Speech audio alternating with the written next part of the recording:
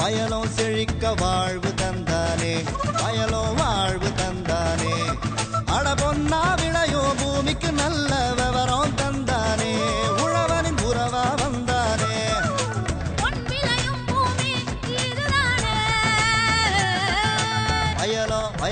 வயலும் செழிக்க வாழ்வு தந்தானே, வயலும் வாழ்வு தந்தானே. அட பொன்னா விளையோ பூமிக்கு நல்ல விவரம் தந்தானே, உழவனின் உறவா வந்தானே. தந்தன தந்தன தன தந்தானே, மண்வள பொங்கிட துணை வந்தானே. தந்தன தந்தன தன தந்தானே, மண்வள பொங்கிட துணை வந்தானே. மாத்தி யோசிச்சேங்க. திருவள்ளூர் மாவட்டம் பொன்னேரியில் அமைந்துள்ளது மீன்வள ஆராய்ச்சி மையம் மற்றும் விரிவாக்க மையம். இம்மையம் நன்னீர் மீன் வளர்ப்பு மற்றும் மீன் வகைகளின் வகைகள், வணிக ரீதியில் பண்ணையாளர்களை ஊக்குவித்தல் என பன்முக சேவைகளை ஆற்றி வருகின்றது. அவ்வகையில் பழவேற்காடு நடுவூர் மாதாகுப்பம் பண்ணையாளர் ஜே சகாயராணி இவர் மீன்களிலிருந்து மதிப்பூட்டப்பட்ட பொருட்கள் தயாரிப்பில் ஈடுபட்டு எவ்வாறு வெற்றி பெற்றார் என அவரிடம் கேட்டபோது,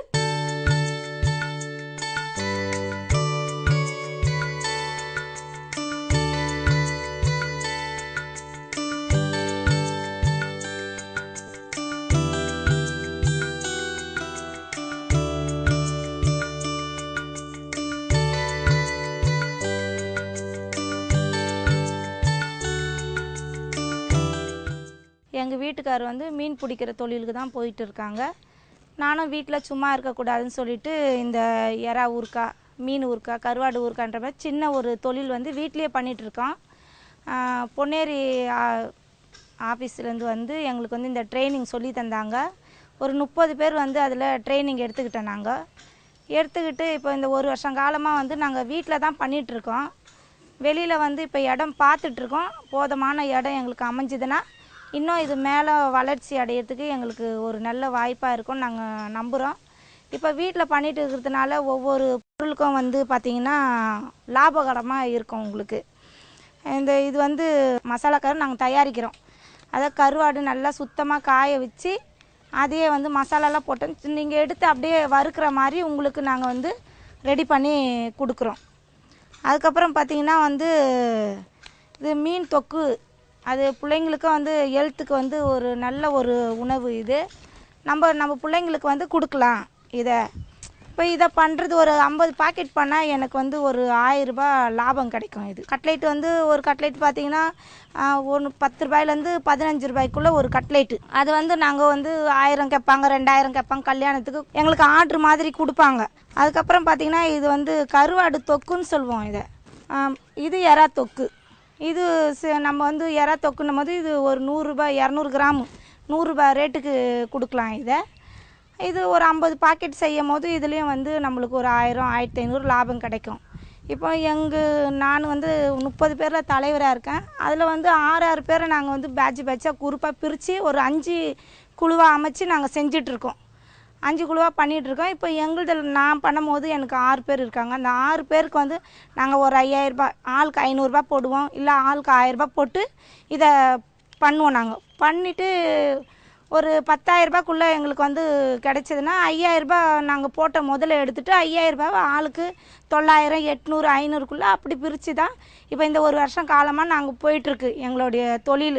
இது வந்து மீன் புட்டுன்னு சொல்லுவோம். இது வந்து பார்த்திங்கன்னா இதுவும் வந்து பாக்கெட்டில் வந்தால் இப்போ நிறைய ஆஃபீஸ் போகிறீங்க, உங்களால் வீட்டில் சமைக்க முடியாது. அதனால் இதை கடையில் வாங்கி சாப்பிட்லாம். இப்போ எத்தனை பெண்கள் வீட்டில் இருப்பீங்க, வீட்டில் இருக்கிறோம், நம்மளால் வேலைக்கு போக முடியல, நம்மளுக்கு வந்து கணவருடைய வருமானம் ரொம்ப குறைவாக இருக்குது, வேலைக்கு போயிட்டு வந்தால் ஸ்கூலில் இருக்கிற பிள்ளைங்கள ஸ்கூலுக்கு போயிட்டு வர பிள்ளைங்களுக்கு நம்மளுக்கு சரியாக சாப்பாடு கொடுக்க முடியாது, குழந்தைங்கள சுத்தப்படுத்த முடியாதுன்னு கூட நினைக்கலாம் நீங்கள்.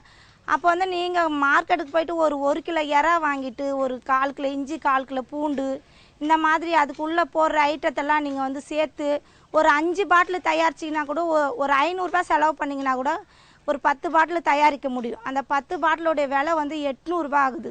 ஒரு 80 ரூபாய் ரேட்டுக்கு ஒரு பாட்டில் வாங்கினாங்கன்னா நீங்கள் 500 ரூபாய் செலவு பண்ணும் போது உங்களுக்கு ஒரு 300 ரூபாய் லாபகரமாக இது இருக்குது. அப்போ வீட்டிலேருந்தே நீங்கள் வந்து ஒரு 300 ரூபாய் சம்பாதிக்கக்கூடிய அளவுக்கு உங்களுக்கு வந்து திறமையும் இருக்குது. ஆரோக்கியமான ஒரு பொருளை தான் நம்ம கொடுக்க போகிறோம். அதனால் பெண்களை உங்களுக்கும் சொல்கிறேன், நான் நான் எப்படி இந்த தொழிலில் வளர்ச்சி அடையிறனோ அதே போல் என்னை விட கீழே எவ்வளோ பேர் இருப்பீங்க, நீங்களும் என்னை விட மேலே வரணுன்ட்டு கேட்டுக்கிறேன். மேலும் விவரம் பெற திருமதி ஜே சகாயராணி அவர்களை 096204941 என்ற கைபேசி எண்ணுடன் தொடர்பு கொள்ளலாம்.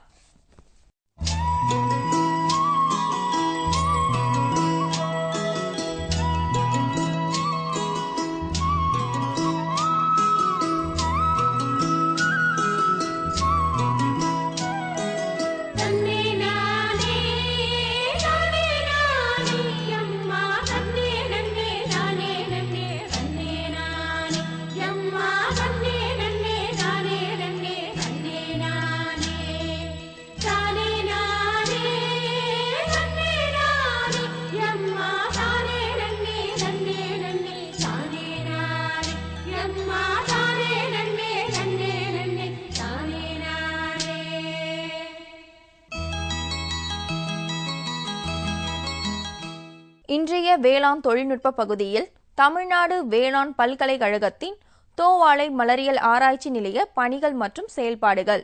தென் தமிழகத்தின் கடைக்கோடியில் உள்ளது குமரி மாவட்டம். நாகர்கோவிலில் இருந்து வடகிழக்காக பயணித்தால் தோவாளை என்ற ஊர் வரும். தோவாளை இங்குதான் மலரியல் ஆராய்ச்சி நிலையம் துவங்க பெற்று இப்பகுதி வேளாண் உற்பத்தியாளர்களுக்கு தொழில்நுட்ப ஆலோசனைகளையும் மலர் வகைகள், சாகுபடி முறைகள், சந்தைப்படுத்துதல் ஆகிய செயல்பாடுகளையும் வேளாண்மை விரிவாக்கமாக செயல்படுத்தி வருகிறது இங்குள்ள ஆராய்ச்சி நிலையம். தோவாளை மலரியல் ஆராய்ச்சி நிலையத்தின் பணிகள் மற்றும் செயல்பாடுகள் குறித்து இவ்வாராய்ச்சி நிலையத்தின் பேராசிரியர் மற்றும் தலைவர் முனைவர் பி. நயினார் அவர்கள் தரும் விளக்கத்தை காணலாம்.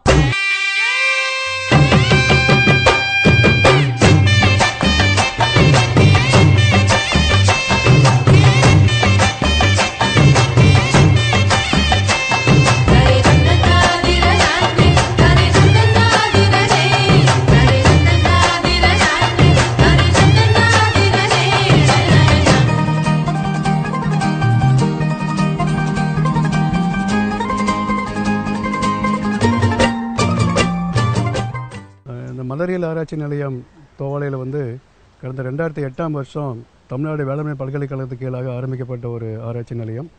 இதோடைய முக்கியத்துவம் என்னென்னு பார்த்தீங்கன்னா, இது மலர் பெயர்களுடைய ஆராய்ச்சிக்காக வேண்டிய பிரத்யேகமாக ஆரம்பிக்கப்பட்ட ஒரு ஆராய்ச்சி நிலையம். இந்த தோவாளை எந்த பக்கம் இருக்குது அப்படின்னா, நார்கோயிலிருந்து 10 கிலோமீட்டர் திருநெல்வேலி ரோட்லேயும், திருநெல்வேலியிலேருந்து ஒரு 60 கிலோமீட்டர் கன்னியாகுமரி ரோட்லேயும் இந்த தோவாளையுடைய மலர் ஆராய்ச்சி நிலையம் இருக்குது. இந்த மலர் ஆராய்ச்சி நிலையத்தை தோவாளையில் ஆரம்பிக்கிறதுக்கு முக்கியமாக 2 காரணங்கள் நம்ம சொல்லலாம். ஸோ முதலாவது காரணம் என்ன அப்படின்னு பார்த்தீங்கன்னா, இந்த தோவாளையில் குறிப்பாக நம்ம கன்னியாகுமரி மாவட்டத்தில் நிலவக்கூடிய அந்த மிதமான தட்பவெப்பநிலை, அப்புறம் திருப்திகரமான ஒரு மழை அளவு, அப்புறம் இங்கே இருக்கக்கூடிய ஒரு சாதகமான மண் அமைப்பு, இது எல்லாம் ஒரு நிறைய மலர் பயிர்கள் சாதகமாக வணிக ரீதியாக வளர்க்கறதுக்கு ஏற்றதாக இருக்கனால இந்த தோவாளை ஆராய்ச்சி நிலையத்தை இந்த பகுதியில் நம்ம அமைச்சிருக்கிறோம். ரெண்டாவது இன்னொரு முக்கியமான காரணம் பார்த்திங்கன்னா, மலர் சாகுபடியில் முக்கியமான ஒரு அங்கமே மலர் வணிகம். ஸோ மலர் வணிகம் சந்தைப்படுத்துதல். ஸோ சந்தைப்படுத்துதல் அப்படிங்கும்போது நம்மளுடைய தோவாளில் இருக்கக்கூடிய மலர் சந்தை ரொம்ப ஒரு முக்கியமான ஒரு அம்சம். ஒரு குறிப்பாக பார்த்திங்க அப்படின்னா, தென்னிந்தியாவிலேயே இன்னும் சொல்லப்போனால் அகில இந்திய அளவில் கூட இருக்கக்கூடிய மலர் சந்தைகளில் நம்ம தோவாளை மலர் சந்தைக்கு ஒரு முக்கியமான ஒரு சிறப்பு இடம் உண்டு. ஸோ இந்த மலர் சந்தை இங்கே பக்கத்தில் இருக்கனால அதையும் ஒரு காரணமாக நம்ம அனுசரித்து இந்த மலர் ஆராய்ச்சி நிலையத்தை தோவாளையில் நம்ம ஆரம்பிச்சிருக்கிறோம். மொத்த பரப்பளவு பார்த்திங்கன்னா ஒரு 11 ஏக்கர். இந்த நிலையத்தோட முக்கியமான நோக்கம் அப்படின்னு சொல்கிறது பார்த்திங்கன்னா, முதல்ல உயர் விளைச்சல் ரகங்கள் மற்றும் வீரிய ஒட்டு ரகங்களை இந்த முக்கியமான இந்த கொய் மலர்கள், உதிரி மலர்கள், இந்த மாதிரி பெயர்கள் உருவாக்குறது எங்களுடைய முக்கியமான ஒரு நோக்கம். குறிப்பாக இந்த பகுதியில் அதிகப்படியாக சாகுபடி பண்ணக்கூடிய மலர் பயிர் எதுன்னு பார்த்தீங்க அப்படின்னா, அரளி அதிகமாக அந்த பக்கம் சாகுபடி பண்ணிகிட்டு இருக்கிறாங்க. அடுத்தபடியாக சம்பங்கியும் அதிகமாக சாகுபடி ஆகிட்டுருக்கு. அதுக்கப்புறம் ரோஜா, அப்புறம் மல்லிகை, பிச்சி, கேந்தி, செவ்வந்தி, துளசி, மறிக்கொழுந்து, மருவு, பச்சை, ஸோ இது மாதிரியான பயிர்கள் அதிகமாக விவசாயிகள் இந்த பக்கத்தில் சாகுபடி பண்ணிட்டு இருக்கிறாங்க. ஸோ இந்த பயிர்களுக்கு ஏற்ற உயர் விளைச்சல் ரகங்களை உருவாக்குறது எங்களுடைய முதல் ஒரு காரணியாக வச்சு நாங்கள் செயல்பட்டுருக்கிறோம். இந்த ஆராய்ச்சி நிலையத்தோட 2வது அடிப்படை நோக்கம் என்னென்னு பார்த்தீங்க அப்படின்னா, மலர் சாகுபடியில் இல்லாத அதே சமயத்தில் இந்த பகுதியில் சாகுபடிக்கு ஏற்ற புதிய மலர் வகைகளை சேகரித்து அதனுடைய பரிணாம கூறுகளை நம்ம சேகரித்து ஆராய்ச்சி பண்ணி அதில் எந்த வகை எந்த ரகம் வந்து இந்த பகுதிக்கு மிகவும் ஏற்றதாக இருக்குது அப்படிங்கிறத கண்டறிஞ்சு விவசாயிகளுக்கு எடுத்து சொல்கிறது எங்களுடைய ரெண்டாவது நோக்கமாக இருக்குது. இப்போ அதில் குறிப்பாக பார்த்தீங்க அப்படின்னா இந்த பகுதியில் வந்து இப்போ நாங்கள் சமீபத்தில் பண்ணிட்டு இருக்கக்கூடிய ஹெலிகோனியா, அதே மாதிரி பேட் ஆஃப் பாரடைஸ் அப்படின்னு சொல்லக்கூடிய சொர்க்கத்தின் பறவை, அதே மாதிரி பார்த்தீங்க அப்படின்னா அல்பீனியா, ஸோ இது மாதிரி புதிய மலர் வகைகளை தேர்ந்தெடுத்து அதில் உள்ள சிறப்பான சில வகைகளை நம்ம வந்து சேகரித்து அதை நம்ம வந்து ஆராய்ச்சி மூலமாக நம்ம வந்து பண்ணி பார்த்து விவசாயிகளுக்கு வந்து அதை நம்ம வந்து பரிந்துரை செஞ்சுட்ருக்கிறோம். அது வந்து எங்களுடைய ரெண்டாவது முக்கியமான ஒரு ஆராய்ச்சி திட்டம். மூன்றாவது முக்கியமான நோக்கம் என்னென்னு பார்த்தீங்க அப்படின்னா இந்த பகுதியில் வணிக ரீதியாக சாகுபடி பண்ணக்கூடிய மலர் பயிர்களில் விளைச்சலை அதிகப்படுத்தக்கூடிய உரியல் தொழில்நுட்பங்களை உருவாக்கக்கூடிய ஆராய்ச்சி நாம் வந்து இங்கே பண்ணிகிட்ருக்கிறோம். குறிப்பாக பார்த்தீங்க அப்படின்னா ரோஜா போன்ற மலர் பயிர்களில் உர நிர்ணயம் செய்யக்கூடிய ஆராய்ச்சியை வந்து நாங்கள் வந்து இங்கே செஞ்சிட்ருக்கிறோம். குறிப்பாக அதை வந்து பார்த்திங்க அப்படின்னா இப்போ வந்து காஷ்மீர் ரோஸ் அப்படிங்கிற ஒரு புதிய ஒரு ரோஜா ரகத்திலையும் பட்டன் ரோஸ் அப்படிங்கிற ஒரு புதிய ரோஜா ரகத்திலையும் வந்து இது மாதிரியான ஆராய்ச்சிகள் வந்து நாங்கள் வந்து இங்கே மேற்கொண்டு வந்துட்டுருக்கிறோம். நான்காவது முக்கியமான நோக்கம் என்ன அப்படின்னு பார்த்தீங்க அப்படின்னா பருவமில்லா காலங்களில் விவசாயிகள் வந்து மலர் உற்பத்தி பண்ணி சந்தைப்படுத்தும் போது அதிகமான விலை அவங்களுக்கு கிடைக்கக்கூடிய வாய்ப்பு இருக்குது. ஸோ அது மாதிரி தொழில்நுட்பங்களை உருவாக்கக்கூடிய ஆராய்ச்சி வந்து இப்போ நாங்கள் வந்து சமீப காலமாக எடுத்துகிட்டு இருக்கிறோம். குறிப்பாக பார்த்தீங்க அப்படின்னா மல்லிகை, பிச்சி போன்ற பயிர்களில் இந்த மாதிரி பருவமில்லா காலங்கள் குறிப்பாக பார்த்தீங்க அப்படின்னா அக்டோபர், நவம்பர், டிசம்பர் மாதங்களில் வந்து இந்த மலர்கள் வந்து உற்பத்தி கணிசமாக குறைஞ்சிரும். சந்தைக்கு வந்து வரத்து வந்து அதிகமாக நின்று கூட போயிடும். அந்த மாதிரி சமயங்களில் வந்து நம்ம தொழில்நுட்பங்கள் மூலமாக இந்த ரகங்களை இந்த இந்த ரகங்கள் மூலமாக நம்ம வந்து மலர் உற்பத்தி பண்ணி சந்தைக்கு கொடுக்கும் பொழுது விவசாயிகளுக்கு வந்து அதிக அளவில் வந்து லாபம் கிடைக்கக்கூடிய வாய்ப்பு இருக்குது. ஐந்தாவதாக இந்த பகுதியில் வணிக ரீதியாக சாகுபடி பண்ணக்கூடிய மலர் பயிர்களில் தாக்கக்கூடிய பூச்சிகள் மற்றும் நோய்கள், அதனுடைய அறிகுறிகள், அதோடு மட்டும் இல்லாத அந்த நோய்கள் மற்றும் பூச்சிகள் வருடத்தில் எந்த காலகட்டத்தில் அதிகமாக அந்த பயிரை தாக்குது அப்படிங்கிற தகவல்களையும் ஆராய்ச்சி பூர்வமாக சேகரிக்கிறோம். அதோடு மட்டும் இல்லாமல் அந்த பூச்சிகள் மற்றும் நோய்கள் தாக்குதலிருந்து பயிர்களை காப்பாற்றக்கூடிய மருந்து வகைகளையும் நம்ம வந்து ஆராய்ச்சி பூர்வமாக நம்ம வந்து கண்டறிந்து அதையும் நம்ம வந்து விவசாயிகளுக்கு வந்து நம்ம வந்து எடுத்து சொல்லக்கூடியது ஐந்தாவது நோக்கமாக வச்சுட்ருக்கிறோம். இன்னொன்று ஆறாவதாக பார்த்தீங்க அப்படின்னா நீர்வள நிலவள திட்டம் வந்து நம்ம தோவாளை பகுதியில் செயல்படுத்தப்பட்டு வருகிறது. இந்த ஹனுமான் நதி உபநீர் படிவுங்கிற அடிப்படையில் இந்த திட்டம் வந்து இங்கே செயல்படுத்திட்டு இருக்கிறோம். கடந்த 3 ஆண்டுகளாக விவசாயிகளுக்கு வந்து நிறைய இடுபொருட்களை நம்ம வந்து இப்போ பலவிதமான பயிர்களுக்கு நம்ம வந்து கொடுத்துட்ருக்குறோம். இப்போ சமீப காலமாக குறிப்பாக பார்த்தீங்க அப்படின்னா மலர் பயிர்களில் துல்லிய பண்ணையம் அப்படிங்கிற திட்டத்தின் கீழேயும் அது மாதிரி வாழையில் துல்லிய பண்ணையம் திட்டம் அப்படிங்கிற திட்டத்தின் கீழேயும் நிறைய இடுபொருட்கள் மற்றும் தொழில்நுட்ப ஆலோசனை வந்து விவசாயிகள் வந்து வழங்கிட்டு வந்துட்டுருக்கிறோம். இந்த திட்டம் ரொம்ப விவசாய மத்தியில் வரவேற்பு பெற்று ரொம்ப வெற்றிகரமாக அந்த பகுதியில் வந்து செயல்படுத்தப்பட்டு கொண்டு வருகிறது. தற்சமயம் இந்த நிலையத்தில் மேற்கொள்ளப்பட்டு வருகின்ற ஆராய்ச்சி பணிகள் அப்படின்னு பார்க்கும்பொழுது முதல்ல வந்து பார்த்திங்கன்னா அரளியில் வந்து ஒரு புதிய ரகத்தை உருவாக்குற ஆராய்ச்சி வந்து இங்கே வந்து கடந்த 3 ஆண்டுகள் நடைபெற்று கொண்டு வருகிறது. அதில் வந்து நம்ம அரளியில் வந்து பல பகுதிகளில் தமிழ்நாடு இருக்கக்கூடிய அரளி சாகுபடி பண்ணக்கூடிய பல பகுதிகளுக்கும் நம்ம வந்து சென்று அங்கே இருக்கக்கூடிய நல்ல உயர் விளைச்சல் தரக்கூடிய ரகங்களை வந்து தேர்ந்தெடுத்து சேகரித்து அதை நம்ம நிலையத்தில் வச்சு ஆராய்ச்சி பண்ணி அதில் சிறந்த வகையை தேர்ந்தெடுத்து ஒரு புதிய ரகமை உருவாக்கி வெளியிடுவதற்கான ஆராய்ச்சி வந்து இங்கே வந்து நடைபெற்று கொண்டு வருகிறது. இந்த அடிப்படையில் பார்த்தீங்க அப்படின்னா இதுவரையிலும் கிட்டத்தட்ட 37 வகையான பரிணாம கூறுகள் வந்து அரளியில் சேகரிக்கப்பட்டு நம்ம வந்து இங்கே வந்து ஆராய்ச்சி பண்ணிகிட்ருக்கிறோம்.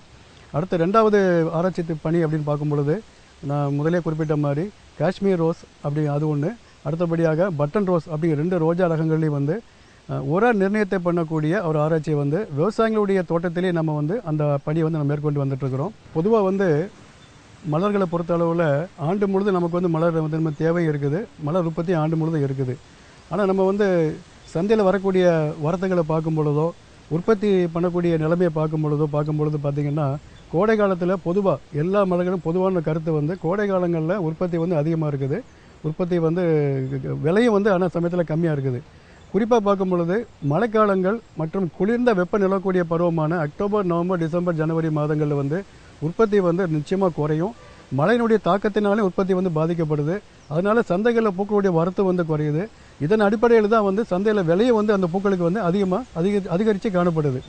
ஸோ இந்த அடிப்படையில் வச்சு பார்க்கும்பொழுது நம்ம வந்து ஆண்டு மலர்கள் அப்படின்னு சொல்லக்கூடிய அந்த கிரேந்தி, செவ்வந்தி இந்த மாதிரி பயிர்களுக்கு வந்து நம்ம குறிப்பிட்ட ஒரு சீசனை நம்ம வந்து பரிந்துரை பண்ணுறோம். உதாரணமாக பார்த்திங்க அப்படின்னா செவ்வந்தி பூ அல்லது சாமந்தின்னு சொல்லக்கூடிய பூ வந்து பார்த்திங்கன்னா குறுகிய கால ஒளி விரும்பக்கூடிய ஒரு பயிர். அந்த மாதிரி ஒரு பயிரை வந்து நீண்ட கால ஒளி கிடைக்கக்கூடிய சமயத்தில் பூக்கிற மாதிரி சமயத்தில் நம்ம விவசாயிங்க வந்து விதைச்சிருந்தாங்க அப்படின்னா கண்டிப்பாக அதனுடைய உற்பத்தி வந்து பாதிக்கப்படும். இன்னொரு அடிப்படை அம்சம் என்னென்னு பார்த்திங்கன்னா இந்த சாமந்தி பயிர் வந்து அக்டோபர், நவம்பர் மாதங்களில் சந்தைக்கு வரும்பொழுது அந்த சமயத்தில் வேறு எந்த மலர்களுமே சந்தைக்கு வராமல் இருக்கிற காலமும் இருக்கனால இந்த மலர் பயிர்களுக்கு நல்ல ஒரு விலையும் கிடைக்கும், நல்ல ஒரு வரவேற்பு வந்து சந்தையில் வந்து கிடைக்கும். அதனால் சாமந்தி பண்ணக்கூடிய விவசாயிகள் வந்து இந்த குறுகிய கால ஒளி விரும்பக்கூடிய பயிர் அது அப்படிங்கிறத புரிஞ்சுக்கிட்டு அந்த குறிப்பிட்ட அந்த காலகட்டத்தில் மட்டும் குறிப்பாக பார்த்தீங்கன்னா அக்டோபர், நவம்பர், டிசம்பரில் அது பூ வந்து உற்பத்தி ஆகக்கூடிய மாதிரி அதனுடைய பயிர் ஒடிதை நம்ம முன்கூட்டியே நம்ம வந்து நிர்ணயித்து நம்ம வந்து விதைக்கிறது வந்து சாலை சிறந்தது. அதாவது குறுகிய கால அளவு விரும்பக்கூடிய பயிர்களை அந்த காலகட்டத்தில் மட்டும்தான் நம்ம வந்து சாகுபடி பண்ணணும். மழை அதிகமாக இருக்கக்கூடிய சமயத்தில் இயற்கையாகவே அந்த பயிர் வந்து ஓய்வு எடுத்துக்கிட்டு மழை உற்பத்தியை வந்து தன்னாவே அது வந்து குறைச்சிக்கும். அதே சமயத்தில் தான் நாம என்ன பரிந்துரை பண்ணுறோம் விவசாயிகளுக்கு அப்படின்னா, அந்த மழை அதிகரிக்கக்கூடிய மாதங்களான அக்டோபர், நவம்பர், டிசம்பர் மாதங்களில் குறிப்பாக கவாத்தை வந்து நம்ம வந்து பரிந்துரை பண்ணுறோம். உதாரணமாக பார்த்தீங்கன்னா மல்லிகை, முல்லை, பிச்சி இந்த 3 பயிர்களுக்குமே பார்த்தீங்கன்னா டிசம்பர், ஜனவரி, நவம்பர் இந்த 3 மாதத்துலேயும் நம்ம வந்து கவாத்து பண்ண சொல்லி பரிந்துரை பண்ணுறோம். அது மாதிரி ரோஜா செடிகளுக்கும் பார்த்தீங்கன்னா அக்டோபர், நவம்பர் மாதங்களில் கவாத்து பண்ண சொல்லி பரிந்துரை கொடுக்குறோம். இந்த அடிப்படை நோக்கங்களை நம்ம வந்து ஒரு ஆதாரமாக வச்சு நிறைய ஆராய்ச்சி பணிகளை இங்கே வந்து நம்ம வெற்றிகரமாக மேற்கொண்டு அதனுடைய முடிவுகளையும் விவசாயிகள் நம்ம வந்து அவ்வப்போது நம்ம தெரிவித்து இந்த நிலையை வந்து வெற்றிகரமாக விவசாயிகளுக்கு மட்டுமில்லாது தொழில் முனைவோர்களுக்கும் நுகர்வோர்களுக்கும் இன்னும் சொல்லப்போனால் வியாபாரிகளுக்கும் கூட அவங்களுக்கு தேவையை பூர்த்தி செய்யக்கூடிய அளவில் வெற்றிகரமாக நிறைய பணிகளை வந்து வெற்றிகரமாக செஞ்சு கொண்டு வர என்பதை மிக மகிழ்ச்சியுடன் தெரிந்து கொள்கிறேன். மேலும் விவரங்களுக்கு முனைவர் பி. நயினார் அவர்களை 09442229890 என்ற கைபேசி எண்ணில் தொடர்பு கொள்ளலாம். மீண்டும் அடுத்த பொன் விளையும் பூமி நிகழ்ச்சியில் சந்திப்போம். நன்றி, வணக்கம்.